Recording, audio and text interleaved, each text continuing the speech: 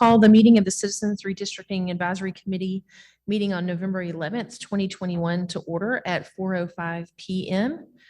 Joining me in person today are committee members Benjamin Gomez, Linda Lewis, Pat Atkins, Tony Herbert, Josh Caballero, Jana Hickson, Curtis Cleveland, Kim Kazanis, and Elaine Poteo. We may have additional members, Isabel Lozano and Chrisarla Houston, joining us shortly. We also have here with us our consultant, Professor Michael Morrison, as well as the city staff, Jennifer Ritchie, the city attorney, and Mandy Spikes, our assistant city secretary. And right, okay. Just a couple of quick things, just to acknowledge thanks to our veterans. Obviously, this is Veterans Day, and a thank you to our veterans. Our part of my family was at the parade earlier this afternoon and said what a great event it was. And originally, I think, thought to be a little smaller this year, but ended up being a great event and very meaningful. So definite thanks today, especially, but always to our veterans. And also related to that, thank you to our city staff that is here today with us. We appreciate that as well. So due to the fact, thank you. How are you? So due to the fact that we do not have any guests or registered speakers, we will move forward with the approval of our October 28th, 21 summary notes. That's our first agenda item, and hopefully you've had the opportunity to consider those summary notes that were provided in your meeting packet. Are there any corrections to the minutes as submitted? I'd like to add something. Okay. To no one's surprise, I'm pretty sure. On the second page, down about a third of the way, it says Professor Morrison explained that the only 2020 census data can be utilized for redistricting. There was more to that discussion because the question that he was answering is, can redistricting happen at times other than right after the census? In his answer, so I'm suggesting Professor Morrison explained that the council may reconsider redistricting decisions at any time. However, only 2020 census data can be utilized for redistricting until the next census. Okay. All right. Any further comments regarding that suggestion? I do recall that conversation similarly.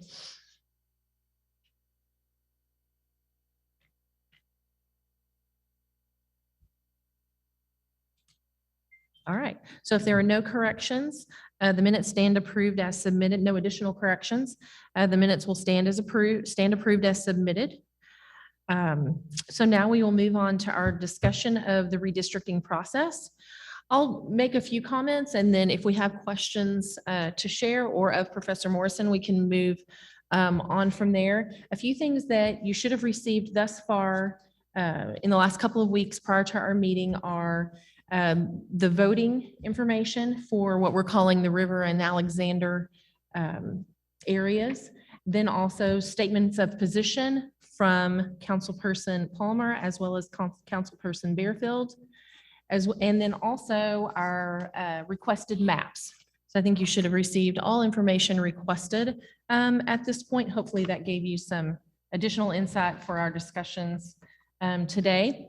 Jennifer? Yes. I did receive the two statement positions, but I've not received the meeting packet or any of the other materials. Oh, okay. Can you forward that, Jennifer? Okay. Thank you. Sorry, Jana. I'm sorry on the minutes. I'm not listed as being present for the meeting, but I was actually there. Okay. Sorry. Thank you.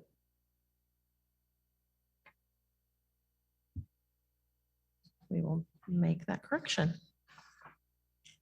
All right, and Jana, we'll have that to you just shortly. Yeah, I'm sending it down. Okay. Additionally, today we received a letter from a citizen that has been provided at your space and then also by email. And then Tony also provided some of the remaining sheets of signatures from the Brook Oaks Neighborhood Association. She feels like there are still some that are out there, but we received another few sheets of signatures from the citizens in that particular neighborhood association supporting the resolution that we discussed in the previous meeting. So just to kind of follow up with you on that. And then I did want to clarify, just for kind of point of reference, sorry, point of reference as to kind of the chain of events of the statements of position being received, just to be sure and clarify that. Councilperson Palmer's comments were received by email to me on this past Monday, November 8th at 11:42 a.m. And I forwarded that email to the city staff later that day at 2:46 p.m. And that was forwarded to the committee members as a group at 3:10 p.m. And then yesterday, we received Councilperson Barefield's comments by email to Professor Morrison, City Attorney Jennifer Ritchie, and myself. That was on Wednesday, November 11th at 7:03 a.m. yesterday morning. And that was forwarded to the committee members by 7:54 a.m. Yesterday as well. So hopefully you've all had a chance to review that. Obviously, there was the opportunity for the comments provided by Councilperson Palmer to be circulated outside our group. It was, whether it was or not, I don't know, but just whether in appearance or in fact, there was a question there. I just wanted to be clear on the chain of events there so that you kind of have the context when you're reading the comments from both.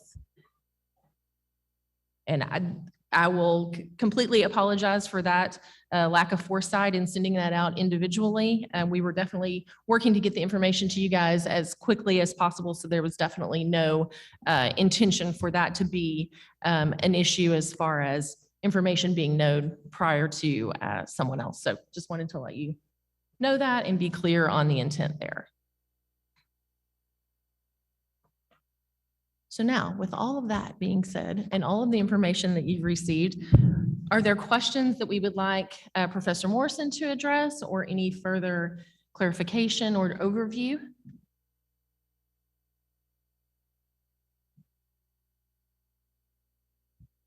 Okay, so basically at the end of our meeting, we would like to have a proposal for this to go before the city council this next week. So that's really where our steps need to be focused toward.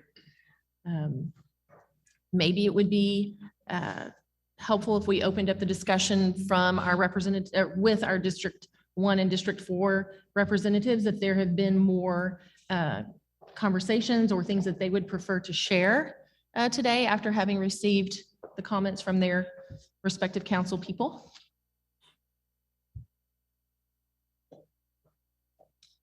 Anyone?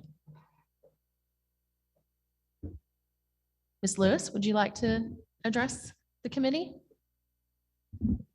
Yes, I would, but I wanted to wait to see what District 4 folk have to say, and I'd like to go after them, if that's okay. Okay. She just said she would prefer to hear your comments first, yours and Josh's comments first, and then respond if possible. I didn't really come prepared to make comments. I thought That's fine. I thought that the position paper was pretty That is clear. absolutely fine. I just wanted to give you the opportunity if there had been discussions. I know from what Councilperson Palmer shared that you guys were canvassing the Alexander area, which was an area that we had not heard from as vocally as we did from the Brook Oaks Neighborhood Association. So if you want to share any of that with us, Josh, or. Yeah, absolutely. So I'm willing to share. So I really appreciated Kim Kazanez's comment last time when we had a meeting about hearing directly and not from folks and not letting someone speak on their behalf. And so hearing that, I took it upon myself to put together a small team of folks to try to canvass as many people and households within the Alexander area designated on the map as possible. We were able to cover a significant portion, but by no means the entire area outlined on the map. Many of the folks we went to either weren't home, didn't answer, or didn't want to speak to us, and that's fine. However, we were able to speak with a handful of residents. The comment was, we kept it really brief and simple. We were basically kind of letting them know about the redistricting process that occurs every 10 years, asking them if they had, or what the proposal was. Let them know, we did show them a map so that they would be aware of what District 1 and District 4 looked like. And then we also told them who currently represented those areas and just asked if they had a preference of remaining in their current district moving to District 1 in both cases, or in this case, and then, or if they had no opinion. We heard from 19 residents, 11 of them mentioned they had no opinion. The other 8 mentioned that they prefer to stay in District 4. We also got a few comments regarding just frustration with the redistricting process in general and not understanding why that had to be done. And then a few other comments unrelated, but that was the gist of it. And so I'm happy to submit that. We took names as well as addresses of the people that we did speak to. And so I'm happy to send that if folks want to see that. But that was kind of the gist and summary Great. of what we were able to gather. So. Okay. Thanks, Mhm. Josh. I appreciate Yeah. that. Any further questions or comments? So I can speak a little bit for folks. Okay. The Brook Oaks Neighborhood Association sort of took the lead on soliciting information from their area, hence the resolution and the letter and the petition-like document. And it's really not, I do want to make clear that it's really not, it's not something that would meet the standard of a legal petition. I noticed that there's the same handwriting, on some of the names, but I mean, these were the people, it's neighborhood people gathering this stuff. So I'm happy however they did it. And they asked for either an address or a phone number. So it's easy enough to, call those folks if there's any question about it. A comment that I did get from some of the Brook Oaks board members was that even, that this was a lot of work and they're not used to doing, that kind of thing. But that what the good that came out of it was that people who didn't know about the neighborhood association, even though, they can't even believe it because they've been there for 28 years. There were a lot of people that didn't know about the association and now they do know. And a lot of people have gotten motivated to join the neighborhood association or, to be more active in what they're doing. So they were, they saw the upside to it and they're happy. Thank you. Thank you, Tony.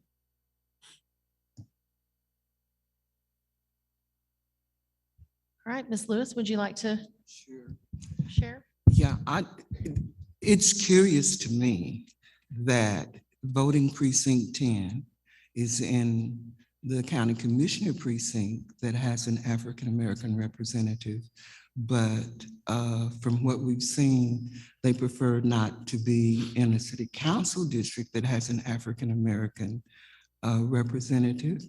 And as Waco grows, and as we look at the hot spots of development, some of us call it gentrification, but we know that both East Waco and north of the river, because of all of the, or west of the river, because of all of the development and the national attention, it's going to continue to grow and will probably be unrecognizable within the next 10 years. And that's what we are planning for. I am grateful for the council putting us 13 wise people here to make a recommendation to them. And I am inclined to agree with the group for whatever recommendations we make, but I want to be comfortable with the fact that former Mayor Morrison and our consultant will be able to say, by not including the precinct with the highest number of African Americans in the city council district, if that is not diluting the African American vote. That is a real concern. And, in the world I live in, NAACP members, Democratic Party members, there is not much of a difference in the river area and in precinct 39, except that the people in precinct 39 are basically non-voting people. So, and of course, there's not a majority of African Americans in that one voting precinct. So that's a real concern for me, and I'll be watching it, and whatever we decide, I'm happy to work with it, but I want my reservations on the record, and I'll be talking to the council and to Mr. Morrison about it. We're not comparing apples to oranges.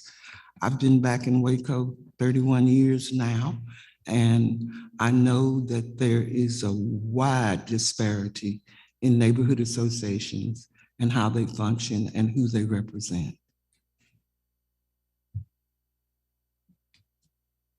All right. Questions for Ms. Lewis or comments?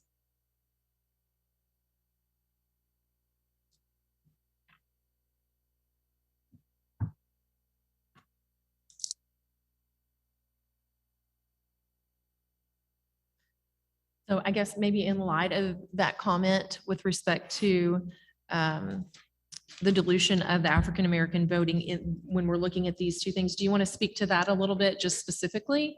I think we've looked at the information in the previous meetings, but just as an overview, if that's helpful.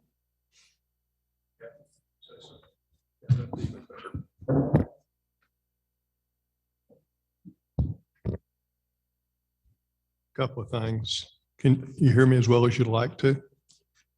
More than you'd rather? All right. I think the distinction between the two variations that you're faced with is political. And I don't mean that in a red and blue sense. I mean that in a meaningful public access sense. Either one of these variations is legally defensible. I don't think a challenge to either one under equal protection or the Voting Rights Act would get anywhere. The total minority profile between them varies by 0.12%. The variation between the African American and the citizens or residents of Hispanic origin is about a 1.4% difference one to the other. They both have low to mid 70 total minority profile percents. They both have one a little below 70%, one a little above 70% voting age population. The election is really going to be determined by who votes, how many people vote. I think the one thing that if you're looking for a make weight, and I'm hesitant to say this because it sounds like I'm saying one plan is legally better than another, and I really don't think that. But if someone was looking for something to hang their hat on, I think the history of District 1 electing minority council members would play into that. The fact that District 4 has not is really not a voting rights issue because neither the equal protection clauses in the Constitution nor the Voting Rights Act deal with who gets elected, whether they're white or brown or black. What's focused on is the ability of residents to elect the candidate of their choice. If that candidate happens to be white, but it's the candidate of the choice of a district with a significant minority population, there is no voting rights issue in that. So to the extent that you see it in the newspaper, the fact that one's elected a black council member for 30 years and the other has not, I think to a layperson would seem significant. But from a voting rights standpoint, did the district succeed in electing the candidate of their choice? And I don't know of any reason. I only go back with my knowledge to 1994. I didn't really follow it much before then from a council standpoint. But I'll just circle back around to the beginning. And that is, I think if I were on this committee, I would be thinking hard about what you heard from people who've been involved at the level that some of you in this room have. And I don't think the numbers themselves would be decisive in my mind.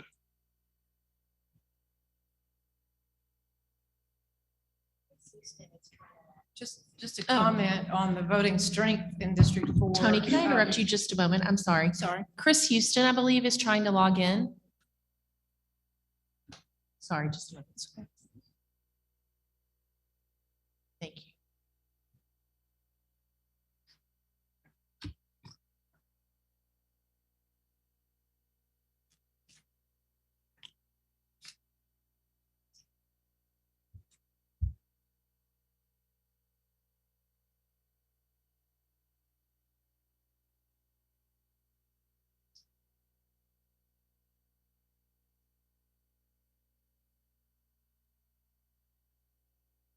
Is she texting you, Elaine?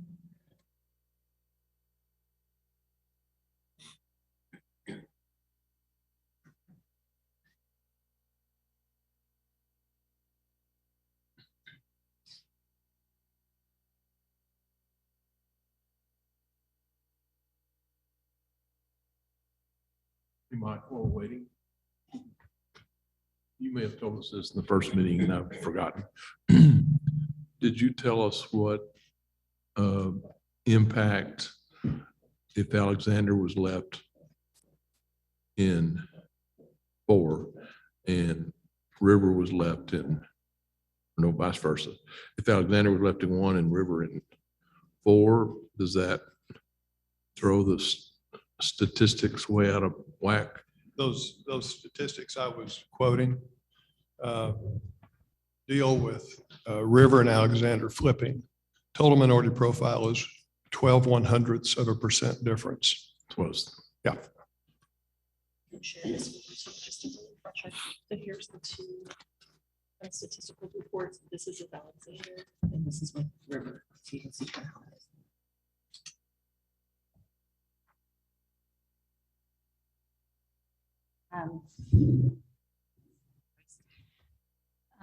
Councilwoman Barefield's comments in her last bullet point, she discussed some of the issues of gentrification of the river area. And would you help me understand how that comes to bear in this conversation?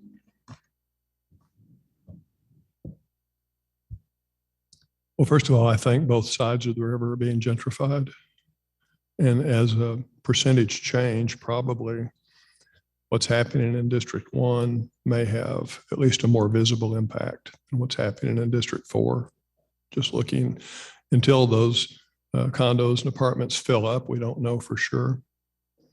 But Kim, if I understand your question, the point there would be that to the extent that we draw lines today, and we're looking 5 years or 6 years down the line, having areas that will, quote, be more gentrified might suggest that the type of voter will change in those areas. And I can't speak for Andrea, but as I read that, my thinking was that her point was that while there may be a slight difference in numbers and percentages today, as time goes on, that would spread. In all honesty, Kim, my experience has been not to bet on what the population is going to look like in 2 years. I think the wise thing is to see what makes sense today.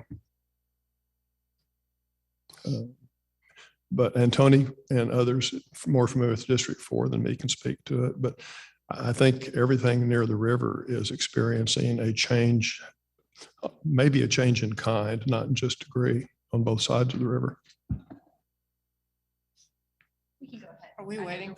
Okay, sorry, I didn't mean No, to. no, that's fine. And speaking to the voting strength of the various races and ethnicities in District 4, it appears to me, and has for many years, that would be our second Hispanic seat on the council. just because there's a majority of Hispanic residents now, and the white residents are still, I guess there's maybe a little bit more than in the last redistricting. A few more people have moved in, I guess. But the white and black populations have remained close to the same, and the Hispanic population has burgeoned. So, you know, I'm not sure that that would guarantee another black seat ever. I don't know. And, you know, like Mike says, it's the choice of the district, not what color the council member is. But also in this previous election, which of course was held in November instead of May, and so probably more than 7 people voted in precinct 39. A lot of people voted. There was actually a black candidate, a white female candidate, and a white male candidate running for the District 4 seat. And the white female candidate prevailed over the black candidate, who was also the incumbent. So, you know, just politics is interesting. The more you drill down into it, the more those details are pretty fascinating. Yeah, was that responsive? Was my reply responsive to what you were wanting? Yes, thank you. So now I believe we have Chris joining us on Zoom. Okay, perfect. All right, other comments or questions? I'd like to thank Chris Houston. When I, you know, was whining the last meeting, because it would be nice if somebody could sort of lay these issues out for us. And Mike declined and said it should be me, which is not true. Chris's point at the end of the meeting, can't we hear from the 2 candidates, answered that question. Those were obviously the 2 people who needed to answer that question. And I still maintain she's a genius. So. Was very helpful. Yeah, it was. Chris, any comments that you would like to make to the group? I'm just leaving work. I'd really rather listen at this point and weigh in if I need to. I hope we're not ending yet. Oh, we're not what? Not ending. Oh, no, we're not ending. I was just making Okay. sure if you had comments that you had the opportunity to make those. Thank you. Not yet. I'm actually headed your way. And Ms. Houston, at a point at which you're going to speak or vote, your video needs to be on according to the Open Meetings Act. I'm actually headed your way. Okay. So I'll be there in a few minutes. One other thing, as I reply to questions, I'm not trying to be coy. I just don't want to be perceived as having my thumb on the scale.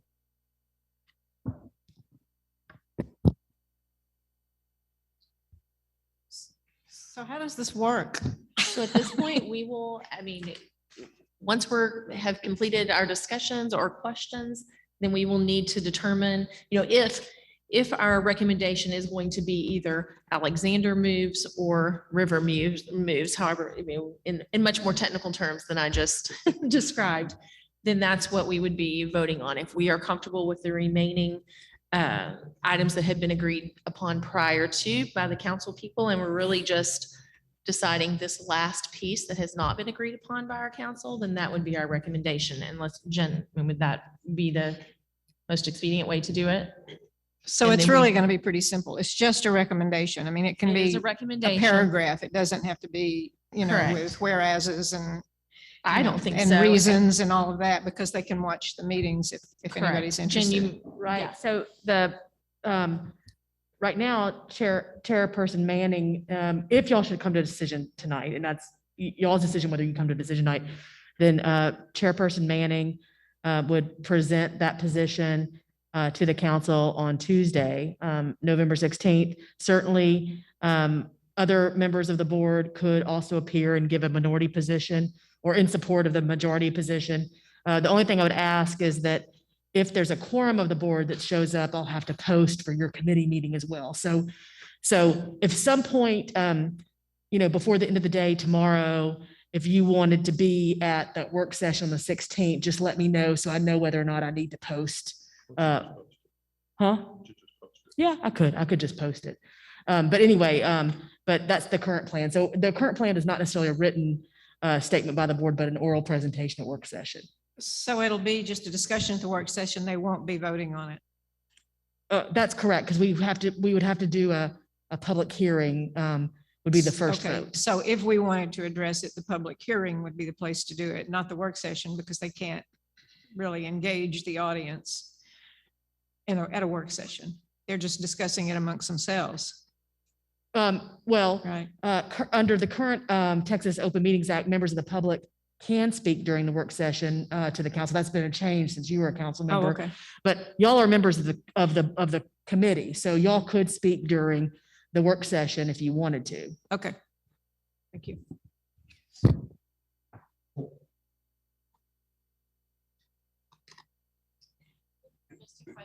Sure. Will a simple vote that decides where this group wants to go in terms of River versus Alexander, is that is that our work? Is that the answer that the council wants us? Is that the scope? Or is there any other issues that we need to address? The way it was described to me is, yes, we would agree on a position and a recommendation to the council, but we could also share any minority position as well. And any further comments as far as further consideration in the future? Yeah, and perhaps, I think what you're trying to get at is there's a greater model plan that has been agreed to by council members. And so, perhaps I would suggest your motion would be, the model plan as presented, and then deciding that one issue so that you're recommending the whole plan. Sure. Because we want to affirm the work that was done in advance of this committee, so that the agreements that were made more between 3 and 5, right? So we're affirming that and then making a decision. Yes. Correct. And may I say something? Last meeting, we discussed giving a recommendation to the council before the next redistricting, that they look into the proposal that had been given by a member of precinct 5. So I don't know if that's something we continue, but I would like to raise that question to see if that's something we would consider making the recommendation to the council. Not to argue against that at all, but maybe you don't want to limit it to that suggestion. Agreed. But the way you understood it, we were going to do that before we make a recommendation on this one issue. Because I thought we were going to do like an addendum. We were going to do a recommendation and then say, here are some other issues that we talked about. That's how I envision it as well. Like, Okay. here's the recommendation that was agreed upon and voted by the committee. And then here are points of further, points just to communicate further ideas or recommendations for the future, minority interest. So I think we can include that as well as different points that have been made in our meeting. That sounds great. And I would assume that everybody will have an opportunity to sort of think that over and notify you if we've Yes. got things that we think would be, would rise to the level of future discussions Yes, ma'am. at the council. So I think that's going to be the much more detailed, lengthy, but less binding. I mean, less.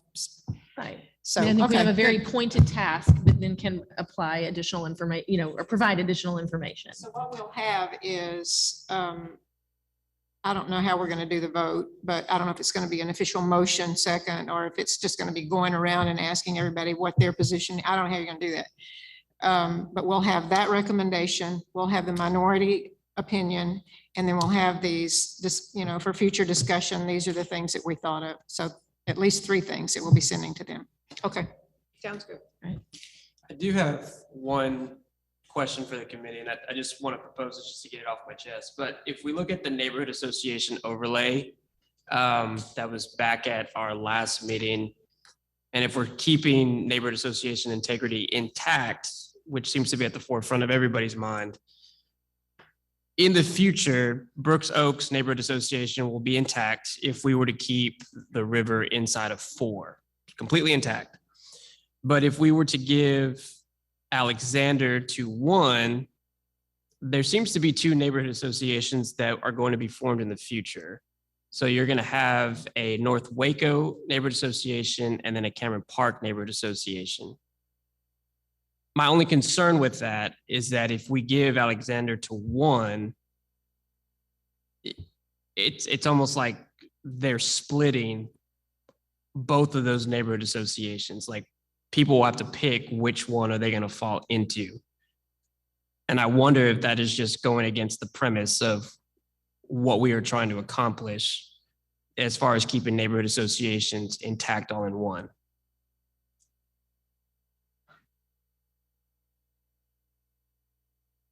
Am I wrong in the way Well, that I'm I mean, thinking? I don't know, but necessarily, and correct me if I'm wrong. I don't know necessarily that they would pick which one they belong to. I mean, when I'm looking at the map that we were provided last week, Mhm. I'm thinking, I mean, depending on where you are under the proposed neighborhood associations, you would either be, in North Waco or in, I guess, let's see, how is it?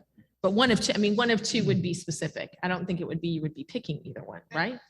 And that, I think that'll depend a lot on community input. I mean, the staff's not going to go out there and tell the people where their neighborhood lines are going to be. We proposed some neighborhood lines originally when the neighborhood associations were first forming. And sometimes they accepted the lines that, we just put something out there based on census tracts and block groups and, just things that look to make sense. Some of those have changed. Some of those apparently will change again. But that's going to be a process and it's never going to be real clean. No, it'll be. But the North Waco community, they called it the North Waco Community Association rather than neighborhood because they recognized, as was true, that these areas that we had as neighborhoods were bigger than neighborhoods. They were really more like a planning area, but nobody wanted it to be called a planning area. So they called theirs a community association. But, some of them are really big in area just because the population, we had to make a really big area to get enough population. We could only do so many neighborhood associations because we were planning for the city staff to be heavily involved. And we knew that if you had, 106 neighborhood associations, that wasn't going to happen. And so it seemed at the time best to limit it to a certain number of neighborhood associations that the staff could actually cover, with some credibility and usefulness. But it's never going to be like a council district or, it's always going to be different. And the neighborhoods wax and wane. That North Waco Community Association was very active for a long time. And then the old leaders, as will happen, die off. And people, go into the nursing home or move out of the neighborhood or whatever. And so it's very difficult for them to build a bench. They don't, that's the one thing that's really hard is to be bringing people along. So you just never know. I mean, Sanger Heights was in existence when all the rest of them, before all the rest of them formed.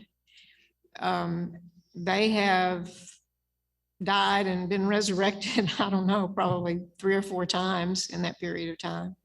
So you just work with the community and change it as it needs to be changed and refine it as it needs to be refined. So don't worry about them, Benji, they'll take care of themselves.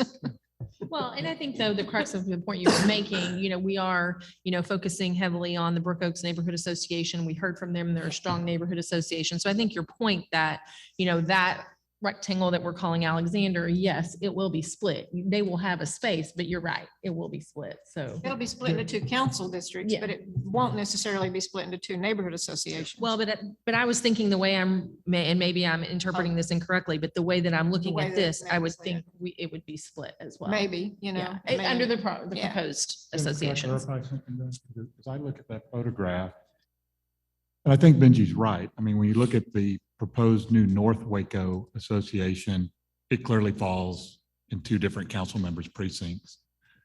But the newly proposed Cameron Park Neighborhood Association, if you put Alexander into precinct or into District 1 does fall entirely in District 1. And so you actually keep it in toto, you keep Brook Oaks and together, but you're right. The way this is laid out, because of that history that Tony laid out, that North Waco Association's just geographically gonna, I don't see any way to not have that traipsed over to council member district. Right. Could I raise another issue? And either Jennifer may know more than I do about this, but the city election is going to have to be called in January. This committee was formed to give advice on a plan for the city. The city council, I'm sure, would welcome the further information you've been discussing.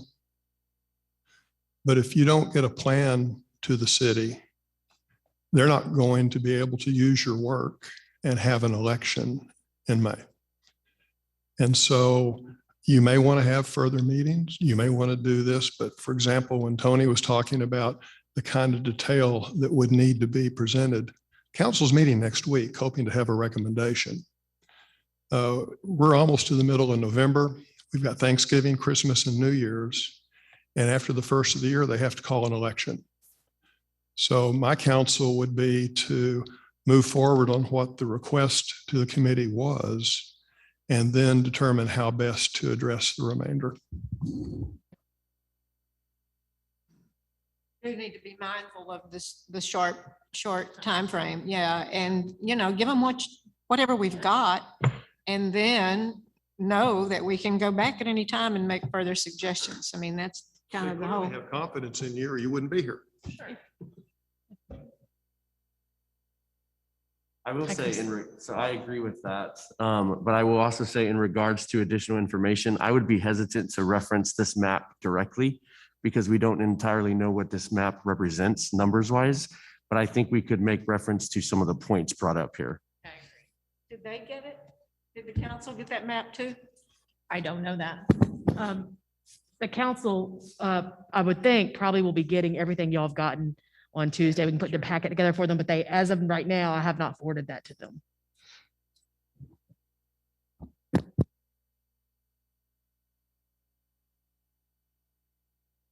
All right, so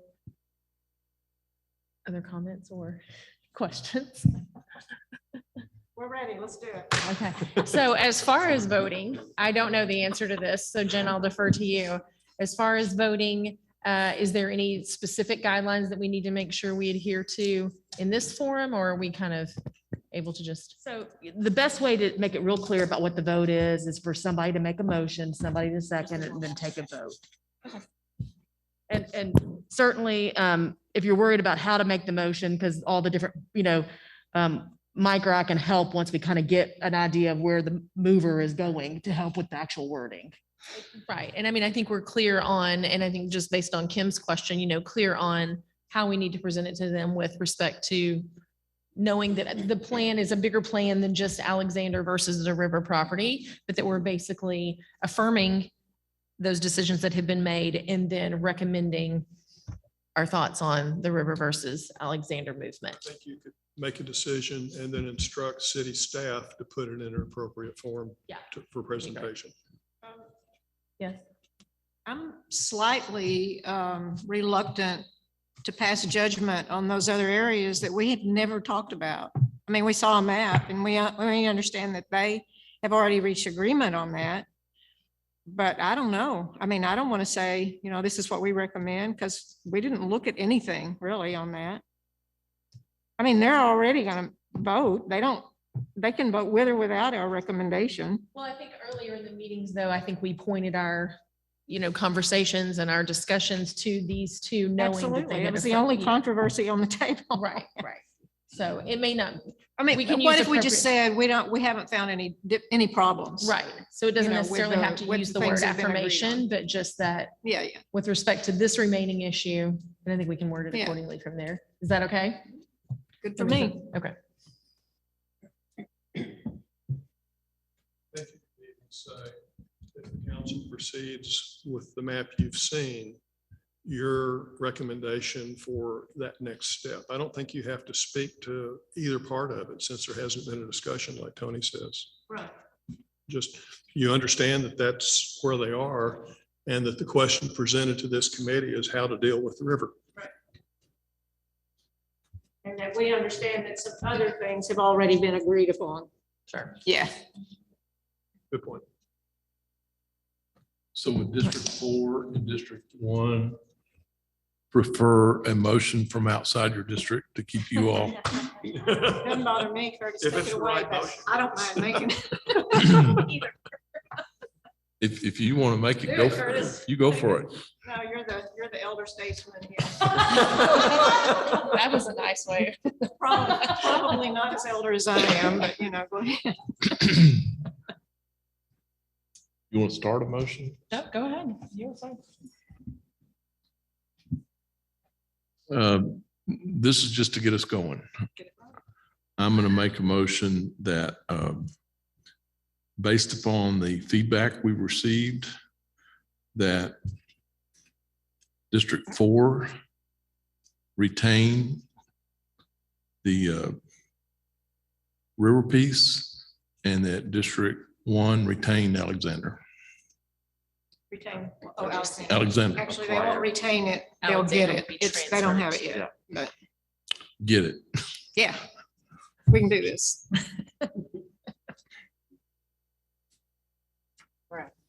We have a Second. We have a formal motion. All right, so motion from Curtis and a second from Tony. Is there further discussion?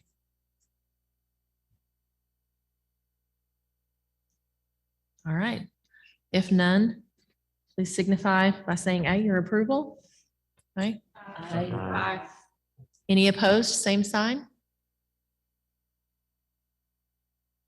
Did any abstain? I just want to make sure. Did anybody abstain from voting? I would like to abstain. Ms. Okay. Lewis? So everybody voted except Ms. Lewis. Okay. All right. So with that, the motion carries. Chris, vote. Chris is here. Oh, okay. She's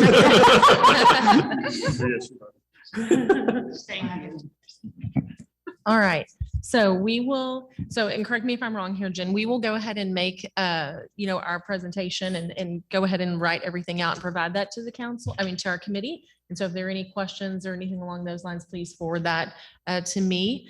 And then if you would also like to provide, I think I feel comfortable putting together some information with respect to minority position and points for further consideration going forward. However, please feel free to send me your comments and I will make sure that those are incorporated in our communication to the council as well. And then, as Jen mentioned, if you would like to be at the work session next week, or do we want to just go ahead and post it so whomever comes, or what would you prefer? Yeah, Professor Morrison had a better idea than I did, which was I'll just go ahead and post for it and then y'all can Okay. make the decision as late as you want to on Tuesday to. So the work session is Wednesday at 3? Yes, no, it's Tuesday, Tuesday. the 16th, and it begins at 3 p.m. It's in the Bosque Theater, which is the theater basically on the opposite side of the convention center closest to City Hall. So 3 p.m. Tuesday, November 16th in the Bosque Theater. And do not feel like you have to be there, but you are welcome to be there.